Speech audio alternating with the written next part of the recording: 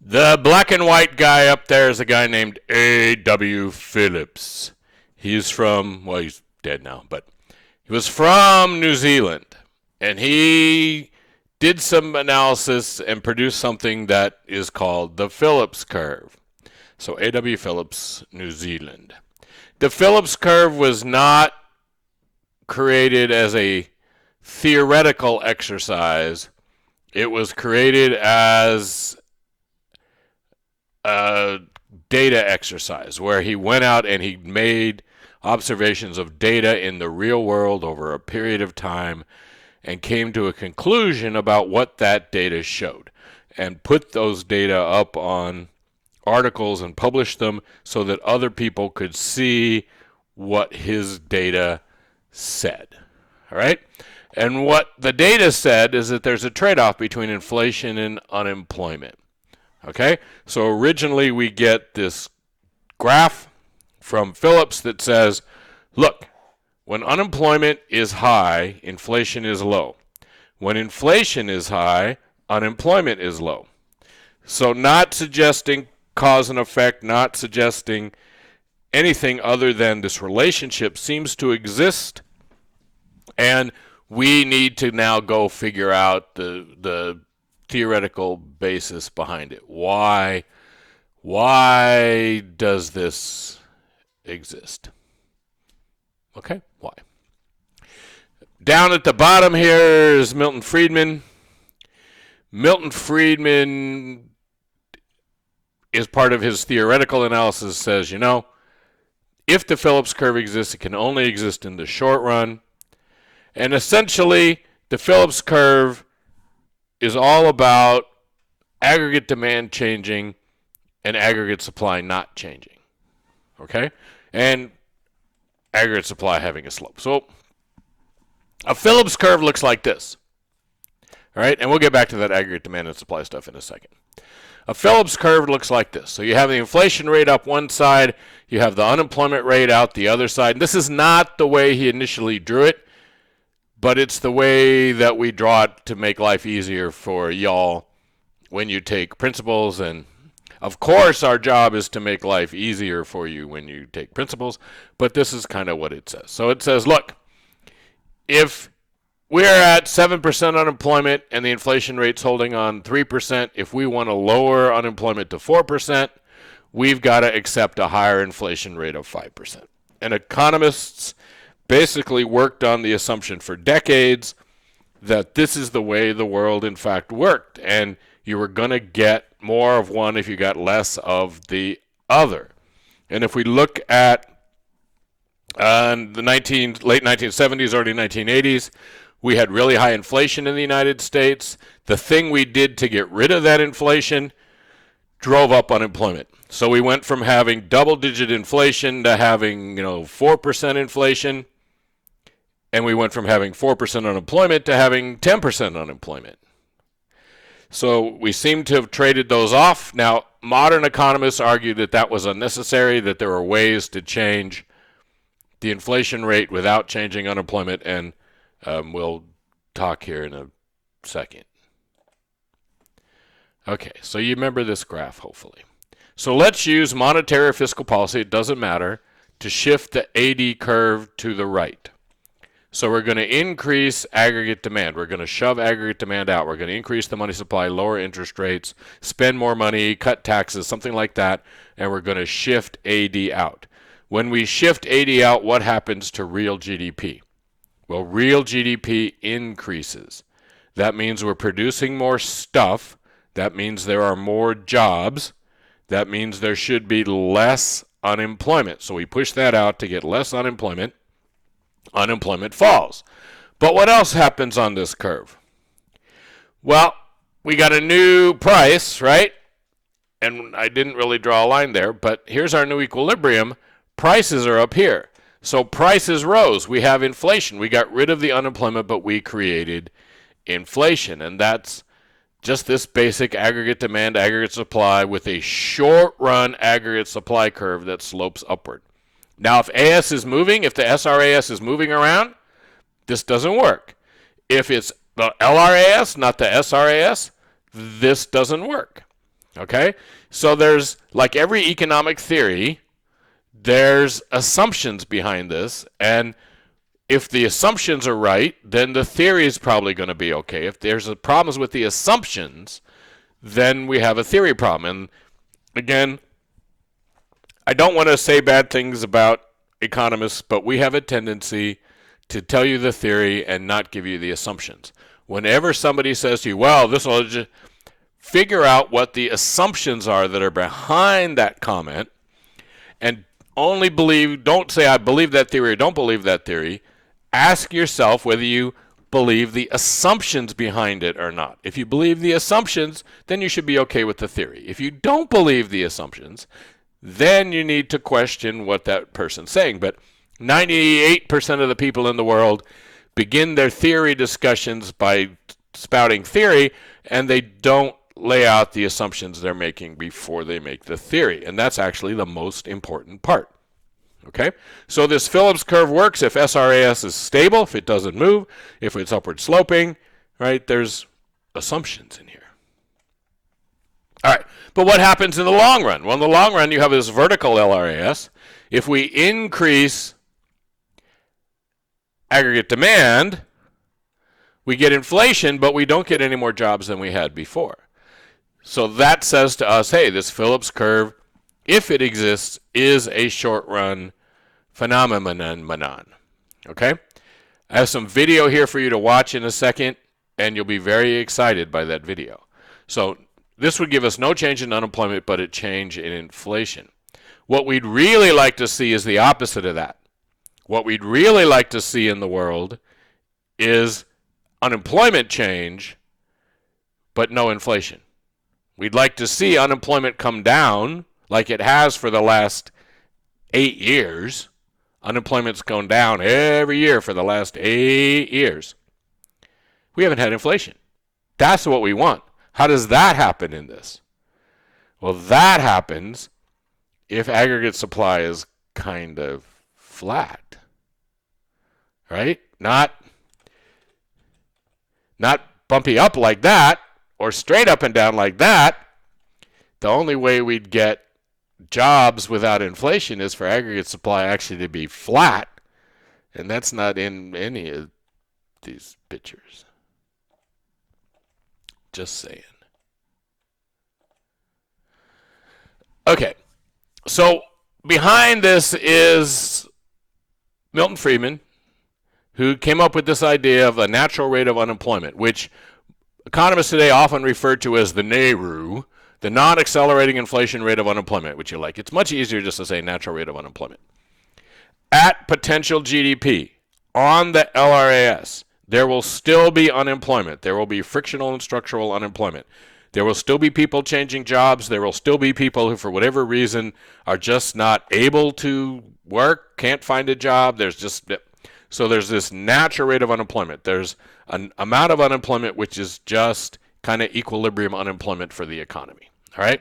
And remember that Milton Friedman dragged this word natural out of Adam Smith's playbook to connect himself back to Adam Smith and the classical economists and talk about natural, which Adam Smith that was his way of saying equilibrium, was to say natural. So there's more to it than that. There's a philosophical thing behind it too. But this natural rate of unemployment, that if we leave things alone, that's where we'll get. So the best unemployment rate that we can possibly get is the rate that happens if we leave the economy alone, if we laissez-faire the world and we don't get involved in it. That's how you get, in Adam Smith's world and in Milton Friedman's world, that's how you get the best possible unemployment rate. Okay? Okay. And I've been seeing lately that economists are increasingly worried that the idea of a Phillips curve that links unemployment and inflation is no longer describing what is happening in today's economy. Have you been considering on that? What are your thoughts on that? Yeah, very much so. We spend a great deal of time on that. The connection between slack in the economy or the level of unemployment and inflation was very strong if you go back 50 years, and it's gotten weaker and weaker and weaker to the point where it's a faint heartbeat that you can hear now. It's still there. You can see it at state level data and things like that. But I think we really have learned, though, that the economy can sustain much lower unemployment than we thought without troubling levels of inflation. And I think I would look at today's level of unemployment as well within the range of potential estimates, of plausible estimates of what the natural rate of unemployment is. So do we get that? That's AOC, who was an econ major in college, though she once referred to Milton Keynes in a speech he was giving, and I don't think either Friedman or Keynes would like being squished in with the other one. But basically, Jay Powell here is saying, look, we're at the natural rate of unemployment. We got to the natural rate of unemployment without there being inflation. So there isn't a lot of current in the modern markets. Phillips curve doesn't seem to hold. He says it's a faint heartbeat. So we went from a period where there seemed to have been a Phillips curve to a period where there doesn't seem to be a Phillips curve. We got that? So despite the fact that your book takes almost a whole chapter to talk about the Phillips curve, there's no evidence that it exists in the modern world. Over the last 20 years or so, there's a faint heartbeat. Okay, well, some of this is tied into all these theories. Here's our guy, Lucas. If we remember, this is Robert Lucas over there. He came up with, and other people too, but because nothing is ever, there's somebody's law in mathematics. I forget who it is because I'm not a mathematician. I'm an economist. And I do math, but I'm not a mathematician. Anyway, in math, there's somebody's law that says things are never named after the person who actually invented them, right? That inventing theories is something that, multiple people always come up with every theory. There isn't a theory that just one person came up with, but theories always end up named after one person, and it's never the person who actually is most responsible for it. Right? But anyway, so we got Lucas, there's other people, we get this rational expectations revolution in economics. Remember that expectations is what we think will happen in the future. So I have an expectation of what the fall semester is going to be like. I'm thinking what the future is going to be like. I had an expectation of what spring 2020 was going to be like, and I was wrong. Okay, not as wrong as some people, because I actually told my class pretty early on that something was going to happen because of the virus. But I didn't think what was going to happen happened. I thought actually we were going to cancel school. But anyway, I have this view of the future. I have this view of what fall of 2020 is going to be like. I have a view of what 2022 is going to be like. I might be wrong, but I have expectations of the future. I have economic expectations for the whole economy. I have economic expectations for what's happening in Las Vegas, and I have personal expectations about things that are going on in my life. Okay? So all of us have these expectations of the future. The question is, how do we create them? All right? How do we come up with these expectations?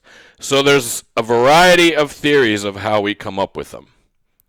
One is called adaptive expectations. And adaptive expectations basically says you take where you are and you take what happened and you adapt your expectations, right? So you don't just jump somewhere. You say, okay, so I thought we were going to be at 5. We're actually at 10. So maybe next, I think we're going to be at 7 or 8, right? I don't jump from 5 to 10. Maybe I jump part way up there because I don't really believe that 10 is where we're going to stay. Okay? I adapt. What Lucas and his friends came up with is something called rational expectations. And rational expectation says people use all available information, including information about how the economy works, to make up their expectations of the future. What that means is that people understand how things work. They actually do understand how things work. If their real wage is falling, they understand that their real wage is falling, and they understand the implications of that. And they understand that there are natural forces in the world, according to this theory, that there are natural forces in the world that are going to fix that. Okay? And people's expectations of the future may not be exactly right, but they mirror where the economy actually ends up. There's no big disconnect between people's expectations of the future and the way the future turns out. It doesn't mean that everybody's exactly correct, but there's no big disconnect between expectations of the future and reality of the future. Okay? People know things, right? People know things. Now, Keynes, if Keynes were hearing this, he'd be having a heart attack, right? Because Keynes's view of expectations is exactly the other extreme. Keynes says people have no clue what's going on, and they follow the crowd, and they listen to their animal spirits, and there's no systematic way that a normal person sets expectations. And that's why he's able to go into the stock market and anticipate what all those fools are going to do and make money off them. Okay? Because they don't have rational expectations. So Keynes would be just the opposite of this, the rational expectations guy. And why? Let me be clear here too. There's multiple versions of rational expectations. There's easy versions, and then there's very strict versions. So I'm kind of talking mostly about the very strict version, not the more easier versions. But the need for this, if expectations are the way Keynes says, we can't do math. We just can't, right? We're done. Macroeconomics is not about math. You can't do math about macroeconomics. If expectations are adaptive, then the economy is going to adjust slowly to anything that happens. That means the real and the nominal are connected to each other. That means we don't have to worry about the LRAS. That means that classical economics is not the answer, probably, to macroeconomics at least. Okay? If rational economics is correct, then we can have an LRAS, we can discuss, we can debate how long it takes us to get from the SRAS to the LRAS. We can have people who say it's instantaneous and we're on the LRAS all the time.